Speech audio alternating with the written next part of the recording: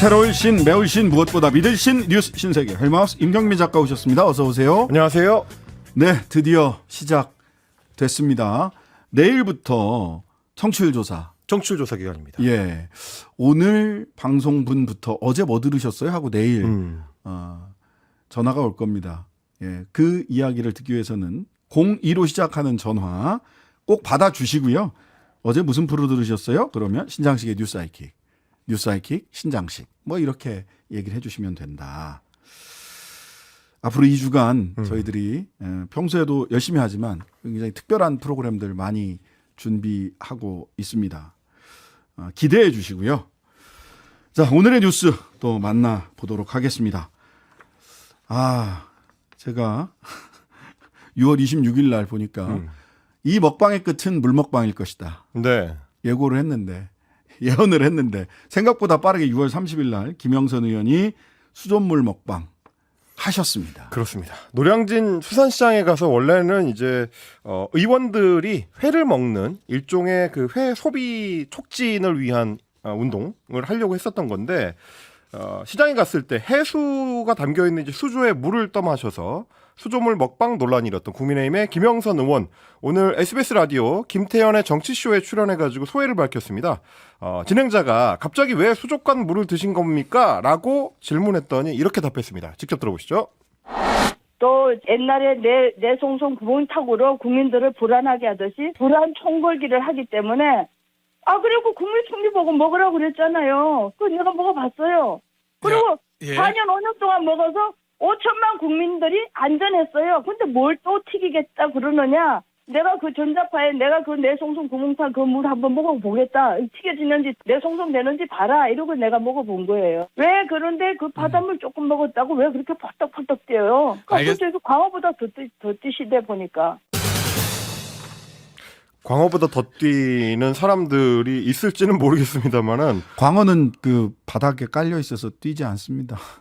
잡힐 때나 뛰지. 꺼내놨을 때나 뛰지. 어쨌든 지금 이제 들으시는 분들 약간 혼란스러우실 수도 있을 것 같아서 다 섞였는데요. 네, 정리를 좀 해드리자면 지금 이제 김영선 의원이 이야기하는 도중에 광우병 수입 쇠고기 논란 그리고 사드 기지 설치 논란 문제들이 좀 뒤섞여 있습니다.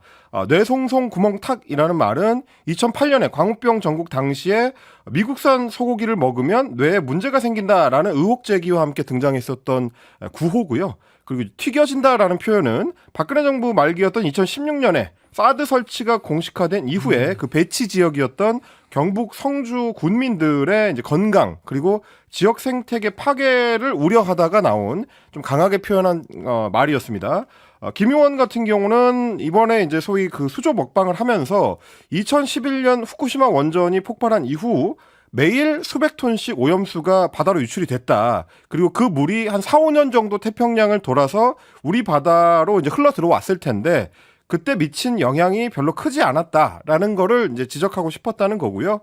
일본이 또 앞으로 그 방류를 한다고 예고한 오염수가 후쿠시마 원전 폭발 당시에 비하면 한 1000분의 1 정도도 안 된다라는 주장을 하면서 그래서 제가 마셨다. 내가 이거 마셔서 독약 같으면 내가 해를 받을 것이다 라는 주장을 이어갔습니다.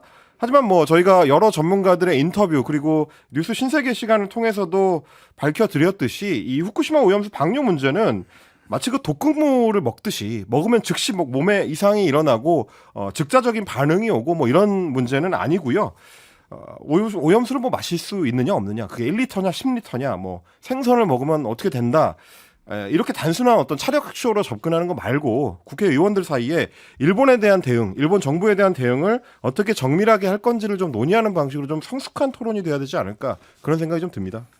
이게 한 사람이 먹어서 그 자리에서 무슨 일이 벌어져도 그거는 이 정식 과학적 보고서에는 올라갈 수 없는 예외 사유고요. 아무런 일이 벌어지지 않아도 예외 사유예요. 왜냐하면 비교군 대조군에서 그 물을 한 모금 먹은 사람은 비교군에도 대조군에도 들어가지 않습니다. 과학에서. 비교군이 있고 대조군이 있어야 되잖아요. 오랫동안 물을 먹게 되거나 또는 생물학적으로 농축이 됐을 때 어떤 결과가 나오느냐에 대해서 안전하다라고 하는 과학적 검증 결과가 현재 없다는 게 가장 큰 문제거든요. 이럴 때 과학적 접근 방법은 최대한 보수적으로 가는 것이 국민의 건강을 위한 과학적 접근법이다라는 얘기를 드리는 거예요. 먹으면 큰일 난다. 이 얘기를 저희들이 단 한 번도 드린 적이 없습니다. 과학적 접근을 하려면 이런 예외적인 차력쇼로 국민을 설득하려고 해서는 안 된다. 과학 괴담 계속 얘기하시잖아요. 그럼 과학적으로 접근해 주셨으면 좋겠다. IAEA 최종 보고서는 또 내일 발표가 예정이죠. 라파엘 그로시 IAEA 국제 원자력 기구 사무총장이 내일 기시다 후미오 일본 총리를 직접 만나가지고 최종 보고서를 전달할 예정이고요. 그거에 따라서 이제 구체적인 내용도 설명할 것이다라고 합니다. 일단 뭐 최종 보고서에서 다루게 될 내용들을 하나씩 보면 오염수 시료 조사 결과가 들어갈 거고 다액종 제거 설비, 그러니까 알프스 설비의 성능 검사 결과가 들어갈 거고요. 그리고 오염수 해양 방류의 안전성을 검증한 내용 결과를 담을 것으로 지금 예상이 되고 있습니다. 하지만 뭐 저희가 발표되기 전에도 어느 정도 좀 예상해 볼 수 있는 것이 이미 중간 보고서 5차례를 내면서 오염수 정화나 방류 계획에 문제가 없고 신뢰할 수 있다라고 계속 언급을 해왔습니다. 그렇기 때문에 아마 최종 보고서도 그 내용의 범위에서 크게 벗어나지는 않을 걸로 기존 견해가 유지될 걸로 지금 전망이 되고 있는 상황이고요. 일단 일본 정부 같은 경우는 IAEA 최종 보고서를 받고 나면 이걸 근거로 해가지고 오염수 방류를 시작한다라는 계획이고 국제사회의 이 안전성을 인정받기 위해서 더 이제 강력한 활동에 나설 것으로 지금 보이는 상황입니다. 그 윤재혁 원내대표는 비상 상황에 대응하라라고 그 원내 의원들에게 단속을 했네요. 그렇습니다. 일단 지금 7월 임시국회가 아직 소집되지 않은 상황인데 언제든지 대응할 수 있도록 비상 대비해달라라고 직접 공지를 했습니다. 국회 차원에서 야당의 이제 공세에 적극적으로 대응하겠다라는 점을 강조를 한 거고요. 그리고 오늘 또 이제 이야기 나온 게 당정이 함께 IAEA 검증 결과 보고 후속 대책 간담회를 열었는데 IAEA가 오염수 방류의 안전성을 확인하더라도 후쿠시마 수산물 수입 금지 조치는 기간의 제한이 없이 그리고 국민이 안심할 때까지 지속하겠다라고 밝혔습니다. 오염수에 대해서 국민이 안심할 때까지 방류를 막으면 안 되나요? 국민이 안심하지 못하는 건 괴담이다라고 이야기를 하시면 이 수산물에 대해서도 안심하지 못하면 당신들은 괴담에 놀아나는 사람이다 라고 이야기를 할 것 같은 느낌을 주시잖아요, 지금. 그리고 또 이제 외교 전문가들이 계속 지적하는 거는 후쿠시마 오염수 방류에 대해서 우리가 사실상 긍정이나 승인을 하게 되면 후쿠시마산 수산물에 대해서 막을 수 있는 논리가 성립이 되겠느냐 이런 걱정들이 좀 있는 상황입니다. 뭐 그거는 그 물고기 대 물고기가 아니라 바다 대 바다로 해서 우리가 WTO에서 이겼단 말이죠. 1차에서는 물고기 대 물고기를 비교했다가 졌고 수산물 수입 금지하는 것을 하면 안 된다라고 WTO에서 결론을 받고 2심 소위 항소심 이의 제기를 해서 가서는 바다 대 바다, 생태계 대 생태계 그 오염수가 들어갔으니까 이 생태계가 안전하지 못하다. 우리 생태계가 다르지 않냐 이 논리였는데 지금 뭐 안전하다라고 하면 생태계 대 생태계, 바다 대 바다 했을 때 우리가 항변할 수 있는 논리가 사라지는 건 분명하죠. 그러니까 일본에서는 WTO의 이 수입 재개, 수산물 수입 재개 관련해서 다시 그 다툼을 하지 않겠다라고 하는 이야기를 하는데 그 말을 얼마나 믿을 수 그렇죠. 있을지 그게 사실 걱정이죠.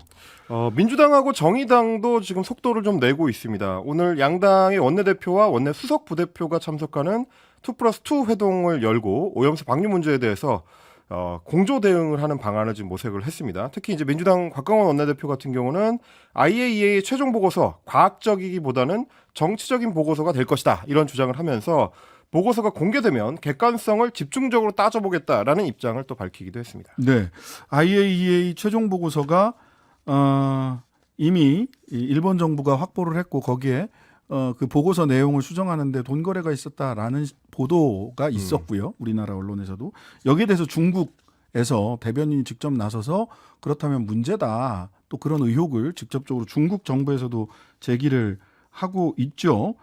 그 최종 보고서 표지하고 목차가 공개가 돼 있는데 어떻게 나올지 최종 보고서가 나오면 미리 공개됐던 그 최종 보고서의 표지와 목차와 얼마나 같고 얼마나 다를지 사실은 굉장히 중요하게 봐야 될 포인트 중에 하나가 아닌가 싶습니다. 자, 통일부는 북한 지원부가 아니다라고 윤석열 대통령이 이야기하셨습니다. 역할 달라질 때라는 그렇습니다. 취지의 이야기를 했고 김영호 후보자도 엊그제 기자들과 만나서 비슷한 취지의 이야기를 했죠. 그렇습니다. 이번 1차 윤석열 정부의 1차 개각에서 가장 눈에 띄는 부처는 아무래도 통일부인데요. 장차관을 일시에 교체를 하기로 했고 그리고 역할 자체에 대해서 재검토가 필요하다라고 대통령이 직접 강조를 했습니다. 어제 김은혜 홍보수석이 전한 내용인데 이제는 통일부가 달라질 때가 됐다. 그동안의 통일부는 대북지원부와 같았다. 라고 이 대통령이 이야기를 했습니다. 그러면서 앞으로 통일부는 자유민주적 기본질서에 입각한 통일이라는 헌법 정신에 따라서 통일부 본연의 역할을 수행하게 할 것이다. 이렇게 강조를 했습니다. 아무래도 북한 인권 문제에 있어서 굉장히 좀 강경파로 분류가 되는 김영호 장관 후보자 그리고 외교관 출신의 차관을 지명한 이유가 어떻게 보면 대통령의 인식과 같이 하기 때문이 아닌가 이렇게 좀 생각이 되는 지점이고요.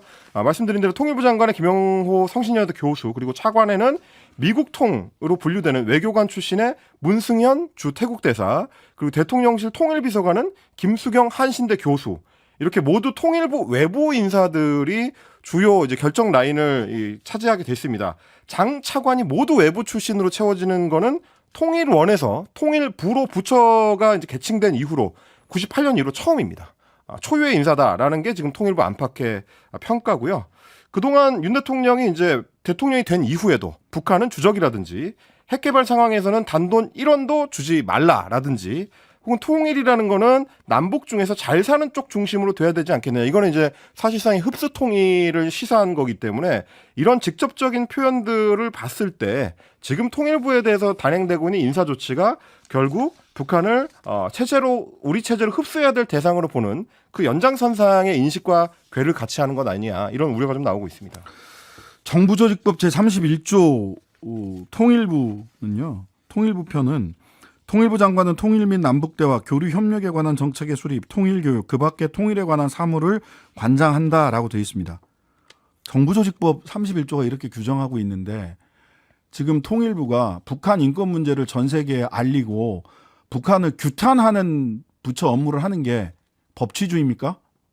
법률가 출신 대통령께 여쭙습니다. 그게 법치주의입니까? 법에 정한 대로 하셔야 되는 거 아니에요? 적어도 다른 방식으로 바꾸겠다 싶으면 내년 총선에서 이겨서 법을 바꾸세요. 법에 있는 대로 해야죠. 그러다 보니까 지금 이번 대통령의 강조사항에 따라서 역할을 좀 조정하게 되면 북한을 상대로 한 대화와 교류 추진 쪽보다는 국제사회를 상대로 한 북한 인권의 실상을 알리는 것들 이런 쪽의 공조가 업무 중심이 되지 않겠느냐라는 게 지금 안팎의 전망이고요. 그러다 보니까 통일부 직원들 사이에서는 이러다가 부처의 존폐를 걱정해야 되는 상황이 오는 거 아니냐라는 걱정들도 나오고 있다고 합니다. 저도 뭐 그쪽에 아는 분들이 계셔서 여쭤보니까 실제로 걱정을 하더라고요. 실제로 걱정해. 여성가족부 실제 걱정하고 있고요. 통일부도 실제로 걱정하고 있고 부처가 간판만 남고 사실은 기둥뿌리부터 시작을 해서 토대가 다 흔들리고 있다. 이건 통일부 기존 직원들을 사실은 통일부 장관, 차관, 통일비서까지 다 통일부 외부에서 이렇게 한 거는 통일부 직원들을 말하자면 육두품 취급하는 것 아니냐라는 취지의 말씀을 하시더라고요. 좀 안 됐어요. 그래서 심지어는. 제가 오늘 이제 취재했었던 통일부의 고위공직자 출신의 한 인사분이 그 말씀을 하시더라고요. 본인도 20여 년 가까이 통일부에서 근무를 했지만 여러 굴곡이 있었음에도 불구하고 통일부의 업무의 특성이 뭐냐면 뭔가 전혀 진척이 안 되거나 굉장히 갑갑하게 남북 관계가 이제 대치 상태가 이어지고 이런 상황이 영원히 이어질 것 같다가 어느 날 갑자기 전환점이 만들어져서 급하게 상황 대처를 해야 되는 때가 온다. 맞아요. 그때 지금처럼 경직된 조직을 만들어 놨을 때 과연 거기에 대한 대응이 신속하게 될 것이냐 그 걱정을 좀 많이 하는 것 같습니다. 네. 하여튼간에 이런 가운데 북한은 일본이랑 물밑 접촉을 이어가고 있습니다. 그렇습니다. 어쩌면 우리의 유연성을 시험해 볼 기회가 일찍 올 수도 있겠다라는 동아일보의 이제 단독 보도가 있었는데 일단 북한하고 일본이 최근에 2차례 이상 물밑 접촉을 했다라는 겁니다. 싱가포르하고 이제 중국에서 접촉이 이루어졌다고 하고요. 물론 일본인 납치자 문제를 둘러싸고 북일 간의 입장 차이가 여전하긴 하지만 일단은 대화의 물꼬를 텄다는 쪽에 좀 초점이 맞춰져야 될 것 같습니다. 북한 입장에서도 한미일 삼각협력의 고리가 너무 단단해지기 전에 국제적인 고립을 탈피하기 위해서 상대적으로 좀 부담이 덜한 일본 쪽에 일단 의사타진을 해본 걸로 보이고요. 일본 입장에서 봤을 때는 핵심 현안인 일본인 납북자 문제를 해결하는 의지를 기시다 총리가 보여주고 동시에 북한 핵미사일 이슈에 있어서 한미에만 의존하지 않는 어떤 독자적인 노선을 가져가겠다. 그렇게 해서 이제 동아시아에 대한 자기 주도권을 질 수 있는 기회로 만들겠다라는 계산이 깔려 있다. 이런 분석이 많습니다. 과거에는 남한 정부를 통해서 미국과 만났는데 지금은 일본을 통해서 미국과 만날 계획을 가지고 있는 것으로 보여요. 통미봉남, 미국과 통하고 남쪽하고는 봉쇄한다라고 하는 것이 전통적인 북쪽의 전술이었다가 문재인 정부 시절, 뭐 노무현 정부 시절 이때는 남쪽이랑 통하면서 미국과 만났거든요. 근데 남쪽이 만날 생각을 안 하니까 이제는 일본을 통해서 미국과 만나서 협상을 하려고 하는 게 아닌가. 기시다 총리도 북쪽과 그 납치자 문제를 해결하는 것, 그다음에 북쪽은 일본을 통해서 미국과 만나는 것 등의 전략적 이해관계가 지금 맞기 때문에 이게 벌써 이게 뭐 전격적으로 기시다 총리가 북한을 방문한다든지 하는 일이 벌어질 수도 있겠다. 한미일 얘기하지만 미국과 일본은 북측과 전략적으로 이해관계가 맞아떨어지면 어떤 만남이나 어떤 외교적인 행위도 할 수 있다라는 것을 좀 염두에 두고 남쪽에서도 움직여야 되지 않겠느냐라는 말씀을 드립니다. 역사적으로 그래왔고 앞으로도 그럴 거예요. 자, 김건희 라인 얘기가 나왔습니다. 사람 얘기가 아니고 도로 얘기입니다. 그렇습니다. 그동안 이제 김건희 라인 하면 대통령실 내에 누구누구가 들어가 있다더라 이런 얘기였는데 최근에 불거지고 있는 거는 진짜 라인, 그러니까 고속도로와 관련된 겁니다. 서울 양평 고속도로 건설 노선이 양평 지역에서는 상당히 좀 중요한 현안으로 몇 년째 이어오고 있었는데 이 사안이 2년 전에 예비 타당성 조사를 통과했었습니다. 이렇게 되면 사실상 노선 확정이다라고 볼 수 그렇죠. 있는데 이번에 밝혀진 바에 따르면 사실상 확정됐던 노선의 종점이 달라지면서 노선의 방향이 좀 바뀌었다라는 문제 제기입니다. 그런데 하필이면 그 바뀐 종점 인근에 김건희 여사 일가의 땅이 많이 있었다라는 겁니다. 좀 자세하게 소개를 해드리자면 서울 양평고속도로가 이제 경기 하남시 감일동에서 시작을 해가지고 양평군 양서면을 잇는 이 사업으로 2017년부터 추진이 되었습니다. 그래서 2021년에 기획재정부가 예비 타당성 조사를 통과시켜줬고요. 지난해 3월에 타당성 조사도 통과했고 지난해 6월에 전략 환경 영향 평가까지 지나갔습니다. 이렇게 되면 이제 거의 결정이 된 건데. 결정적인 고비는 다 넘긴 셈인데 그런데 국토부가 올해 5월 8일 바로 얼마 전이죠. 종점을 양서면에서 강상면으로 변경해가지고 전략 환경 영향 평가 항목 등의 결정 내용 이거를 이제 고시를 했습니다. 네. 이게 논란이 된 건데 왜냐하면 바뀐 종점 강상면 일대에 김건희 여사와 그 모친 그리고 형제 자매 등 일가가 보유한 토지가 22,663제곱미터 약 7천여 평 정도의 땅이 있다는 거고 이게 종점에서부터 한 500m 인근에 시작이 된다라는 얘기입니다. 그래서 민주당 강덕구 의원이 문제 제기하는 거는 이게 결국 지난해 6월에 지방선거로 지방 권력이 바뀌면서 그러니까 양평 군수가 민주당 소속에서 국민의힘 소속으로 바뀌면서 변경이 추진되는 거 아니냐라는 문제 제기고요. 윤석열 대통령 취임하고 2달 후였던 지난해 7월에 양평군이 국토부에다가 고속도로 종점 변경안을 제출했고 국토부는 이 결정을 이제 최종적으로 했다.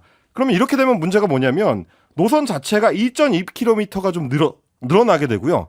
고속도로다 보니까 이제 건축비가 많이 들죠. 그렇죠. 사업비가 한 1,000억 원 정도 증가할 수 있다라는 전망까지 나옵니다. 네. 그럼 바뀐 게 특별히 어떤 도움이 되는 측면이 있어야 될 텐데 강덕구 의원의 분석에 따르면 이렇게 됐을 때는 오히려 이제 관광객들이 주말에 많이 몰리는 양평 두물머리 쪽에서 종점이 더 멀어지는 바람에 네. 교통량 분산 효과가 좀 약하다 이런 얘기가 나오는 겁니다. 과정에서 무슨 일이 있었던 건지 뭐 7년 동안 쭉 양서면으로 가던 게 어떻게 2달 만에 강상면으로 바뀌었는지 의문은 계속됩니다.